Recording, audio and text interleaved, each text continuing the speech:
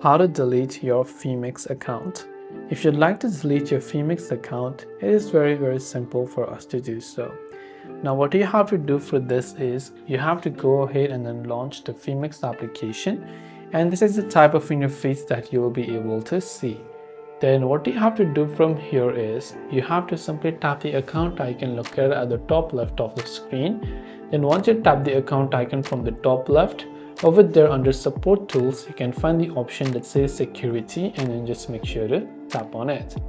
Then when you go to the security option, over here we will find this, and then what we will do is we will scroll all the way down, and there you can see the option called delete account. So tap on the delete account button, then just agree to the terms and conditions.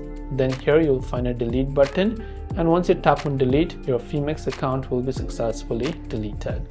That's all it takes for us to delete our Phemex account. I hope the video helped you out. If you have got any further questions, feel free to leave them down in the comments below. As always, thanks for watching till the very end of the tutorial, and see you soon in the next video.